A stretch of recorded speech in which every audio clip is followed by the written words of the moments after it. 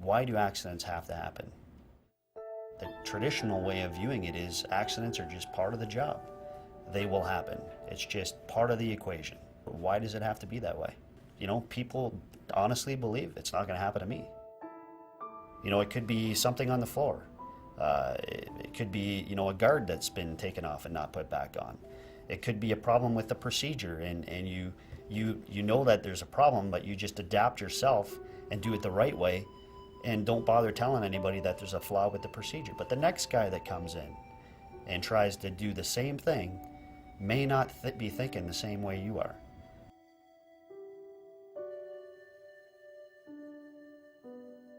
It was a conveyor line system. I took a step back, not acknowledging my surroundings, and when I stepped back, one of the guards was missing off of the conveyor line pushers. And when I stepped back between the actual pusher bar and the conveyor. And when we cleared, like another gentleman came along and he saw I was struggling with the thing to clear the line, and he assist. And when he assist, there was so much, we had so much strength between us that we cleared the line no problem, and it triggered photo eyes and it sequenced the pusher to push forward. I lost left below knee amputation.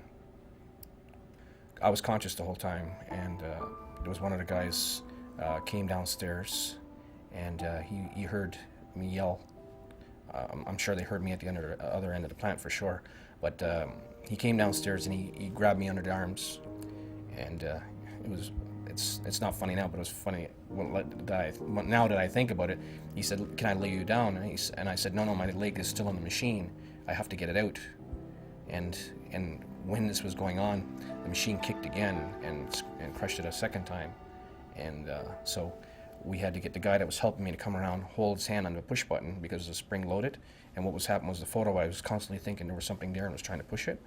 Everything was all automated. So if you're not familiar with automation and that, it could really play tricks on you. And I was a new employee at the time too, so it makes a big difference of making sure everybody knows, like I said, your surroundings. What does this do? What does that do?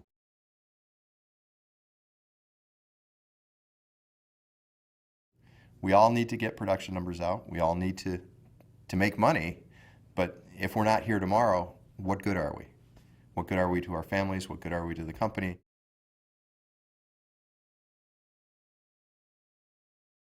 In Hebron, Kentucky, where I work, the one fellow worker that I was with, he got hurt down there, and I was directly involved with helping him in the situation when he got hurt.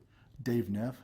Everybody liked the guy. He was just one of them. He was an older fella, and he was just one of them kind of guys that everybody just kind of liked, and it was like, God, I can't believe it, you know.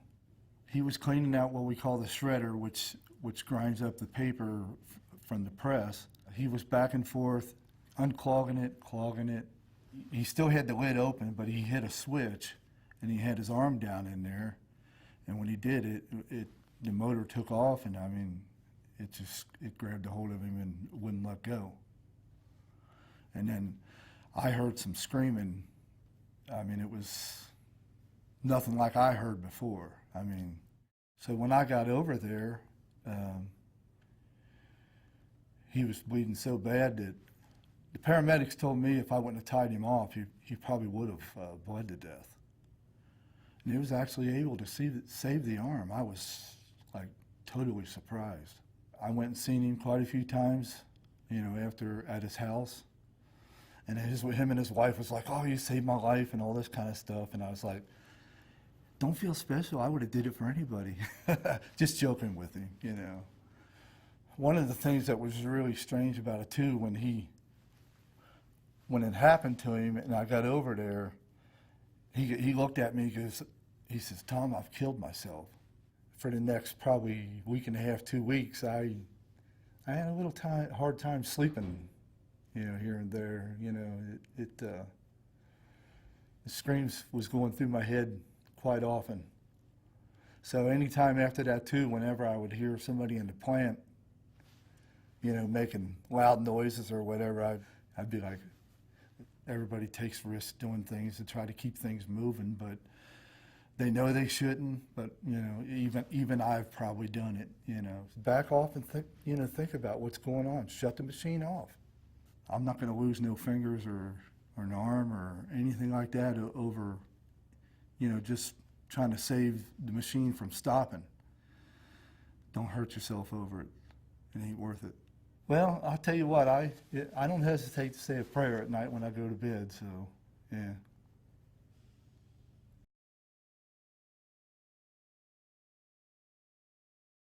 So I did have a tough accident. Nobody really get hurt permanently. I was with my wife. It was a rainy night, and we got hit on the side. It was a big car. It was a SUV, and the car was a total loss. Even if we're not at default, I do something different every time that I go at a light. I don't trust the lights anymore. Tout conducteur savent qu'il faut prendre en considération ce qui nous entoure, notre environnement de travail, mais c'est la même chose. Dans une voiture, c'est exactement la même chose. On a une voiture, on a une ceinture de sécurité, il y a des coussins gonflables. La voiture, elle est sécuritaire, elle est bâtie pour être sécuritaire. Posons des gestes supplémentaires pour s'assurer de notre sécurité. So, when the light comes green, I do take a look right, left, and then I go.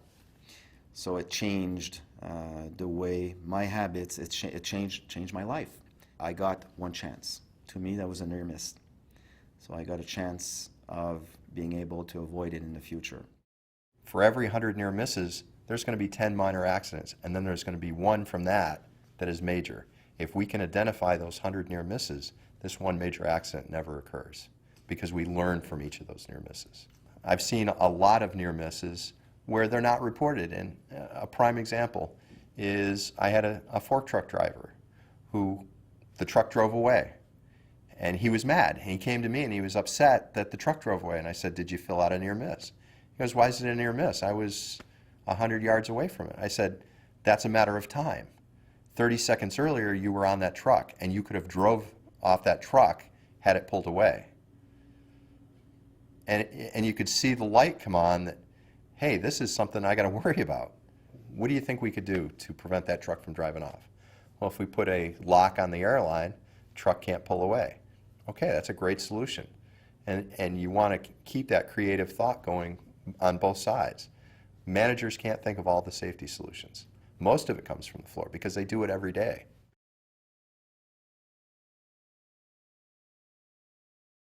Il y a de la sensibilisation, il y a de l'information, mais il y a aussi une grande portion de formation.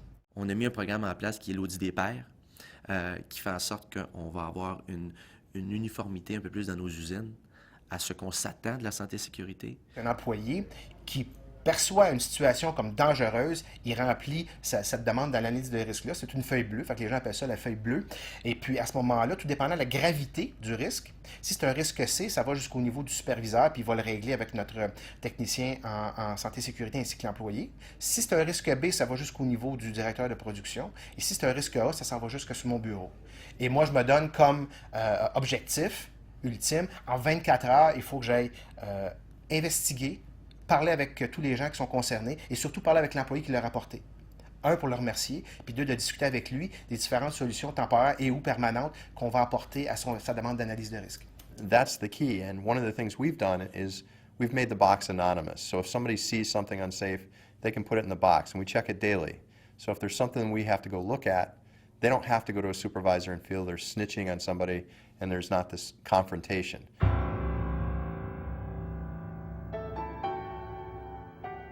We're looking to adopt here is to do a pre-job checklist to walk through that they check to see is there any hazards in that area.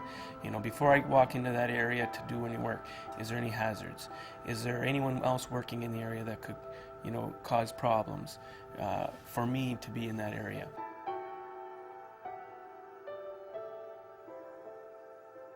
Ça prend un recul. Qu'est-ce que ça me prend pour m'assurer que je vais faire quelque chose sécuritaire? Prendre 2 minutes pour y réfléchir. Prendre un peu plus de temps. On ne demande à personne de courir. Je n'étais pas dû. J'avais le front qui était ouvert là. Ici, vous voyez tout là. La douleur était atroce. J'avais la tête comme dans un étau. J'étais bien chanceux. bien chanceux. Je chantais pas où ce que j'étais. Tu sais, on me disait, oui, il est là. C'est plus l'ambulancière que j'ai entendu dire, écoute, il a le nez ouvert en deux. Il y avait qu'on appelle un jam en bon français sur l'onduleuse, ou la partie sèche de l'onduleuse. Donc, les gens ont essayé sans nécessairement cadenasser originalement. Fait que moi, je m'installe tout simplement en plein ventre sur la courroie de rubber, le caoutchouc. Puis, je tiens un punch, puis un autre fait ça avec le marteau. On a beaucoup de misère, ça ne veut pas. À un moment donné, les employés disent, bon, ben il n'y a plus rien à faire, on va communiquer avec l'employé de la maintenance pour qu'ils viennent. Mes confrères, eux autres, se sont éloignés. Mais moi, dans ma persévérance, c'était de rester là, de dire, bon, en attendant, je vais continuer. Je vois le mécanicien qui passe sur la passerelle. Puis là, moi, dans ma tête, je me dis, ben il va venir où? Tu sais, il va venir voir en avant c'est quoi qui se passe. Tu sais. Mais lui avait déjà été mis au courant par les autres employés. Fait que lui, en le sachant d'avance, ce qu'il s'en allait faire l'autre bord, c'est fermer le courant et se cadenasser. Comme il doit faire. Mais il ne m'a pas vu. Fait que lui, en fermant le courant... Le rouleau a tombé d'à peu près 8 à 10 pouces, je dirais, sur sa tête. Et fait qu'il a été écrasé par le rouleau, qui lui pèse environ 300 à 400 livres. Il était assez magané. Mais par chance... Il a survécu. Si je serais directeur d'usine, puis ça arriverait, il m'a dit, regarde... Moi, j'ai été une semaine à pas dormir, là, avec cet accident-là ici. Ce soir-là, puis les soirs qui ont suivi, tu te dis, OK, qu'est-ce qui aurait pu arriver? Il aurait pu être paralysé. Qu'est-ce qu'on aurait pu faire autrement pour pas que ça arrive? Oui, j'aurais dû dire, hey les gars, vous mis les cadenas, tu sais, ça serait se poser, là.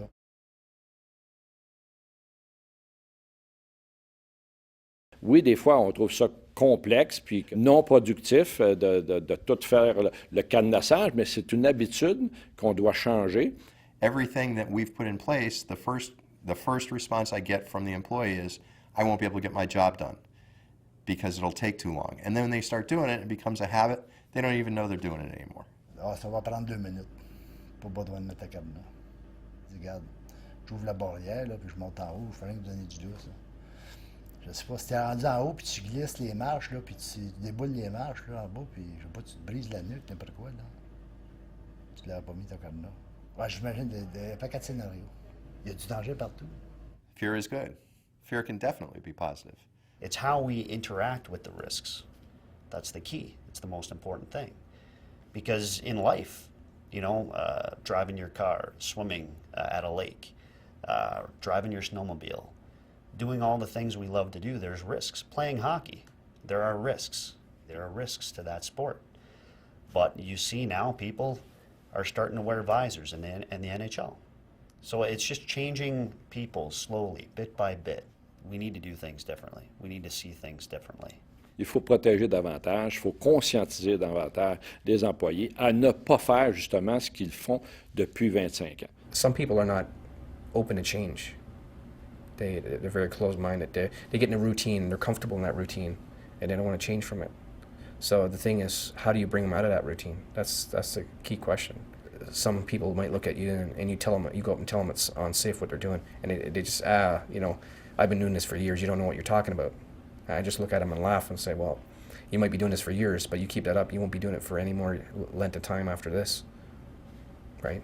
Quand ça fait 30 ans que tu fais la même affaire, tu ne roules plus de danger. Plusieurs employés me l'ont dit, ouais, mais ça fait 30 ans que je fais ça. OK, ça veut-tu dire que ça fait 30 ans que c'est correct? Ouais, mais il n'est jamais rien arrivé. Ça veut-tu dire que demain, il n'arrivera rien? Savez-vous, ça fait combien de temps qu'on porte la ceinture de sécurité au Québec? Moi, je m'en rappelle, ça fait 35 ans que c'est obligatoire par la loi. Ça veut-tu dire que les gens qui conduisaient avant 1976, c'était tous des épais? Non. Savez-vous le nombre de milliers de vies qui a été sauvées depuis qu'on porte la ceinture de sécurité? Les choses évoluent, les sociétés évoluent, les entreprises évoluent. Le changement, c'est quelque chose qu'on vit à tous les jours, que ce soit en santé et sécurité, avec nos équipements, avec nos clients, avec le marché. Donc, il faut s'adapter au changement. C'est de la façon qu'on se comporte personnellement qui va faire en sorte que ça va changer les choses pour la collectivité. If I don't do this safely, my life can change. Not just me, but my family, my status, my home. Everything can change in a matter of seconds with a bad decision. Si on veut implanter cette culture-là, il faut qu'on répète inlassablement le même message, s'assurer que la sensibilisation se fasse, que l'information circule, et c'est continuel. C'est pas un one-shot qu'on oublie. Il faut qu'on continue tout le temps. What is too much?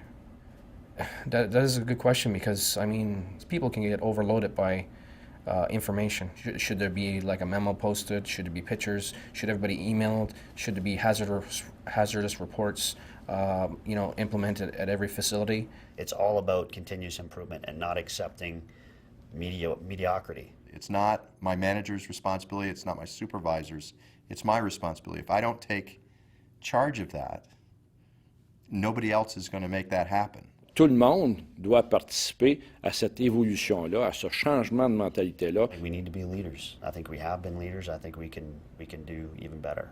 We can't continue to function the way we were. And punishment is, it puts fear in people's minds, but it doesn't change the mindset. I may not do it because I'm in fear of punishment, but it's not the right mindset. It's not saying, I may not go home tomorrow. If we don't connect with people on an emotional level where everyone should be able to relate, I don't think we're going to continue to get better. It's emotional when you hear that somebody, kind of under your watch was injured on the job. And I take it personally. When someone gets injured, it's not easy. In Niagara Falls,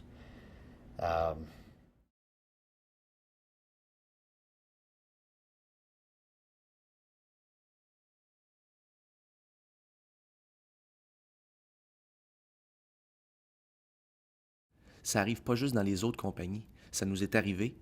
On a eu 4 décès dans Norampac depuis la création de Norampac.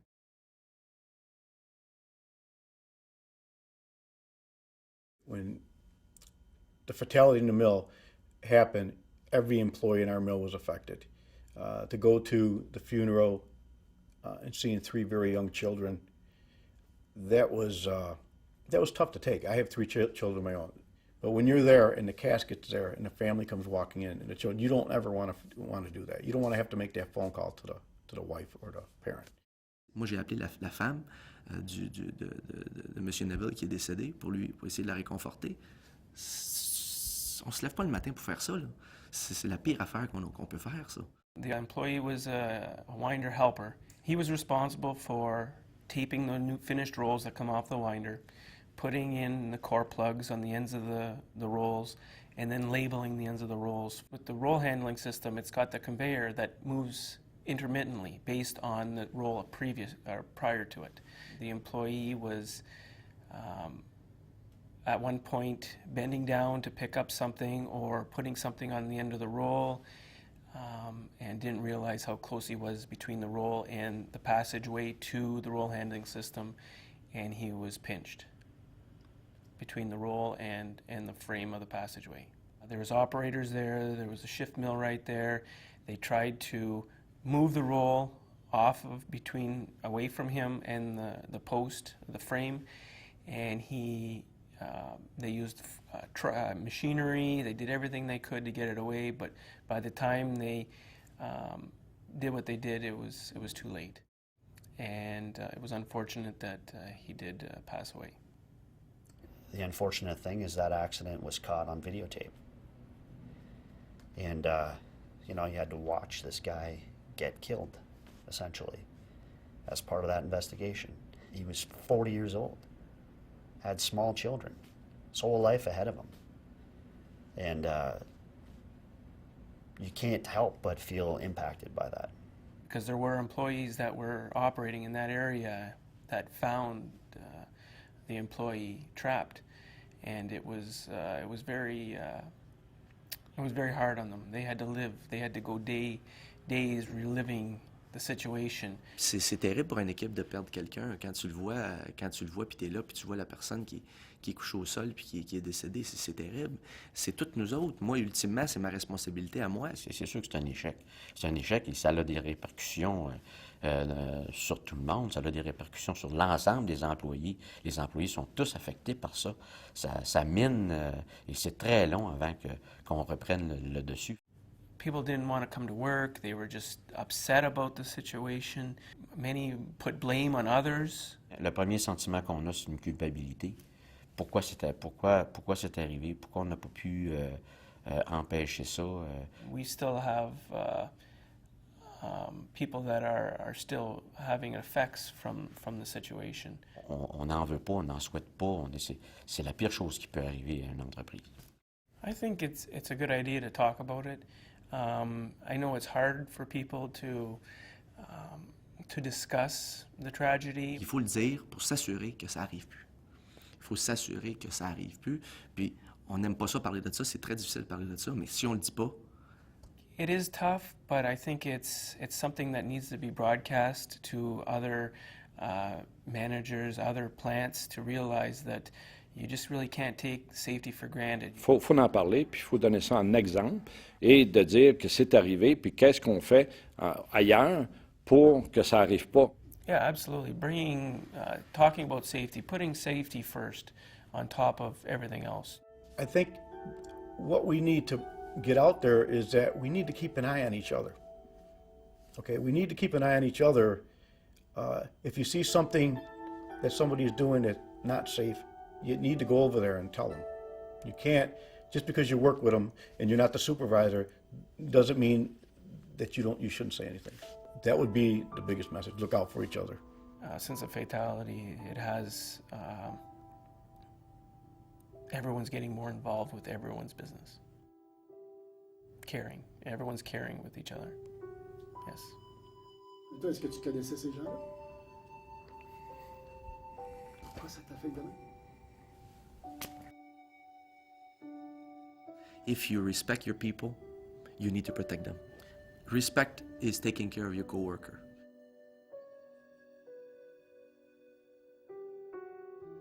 July the 8th.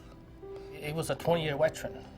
I was outside the office door when an employee ran outside and told us Anthony's stuck in a press. So ran into the office, into the production floor. While running, I had a hard time comprehending a man being stuck in a press. However, when I arrived, I seen Anthony laying down, and his hand was basically went through the two rollers and was sticking on the other side. It took us about a half hour to get him out. When they pulled him out, it didn't look that severe. They did take him away to the hospital. We called the Ministry of Labor and started the investigation immediately.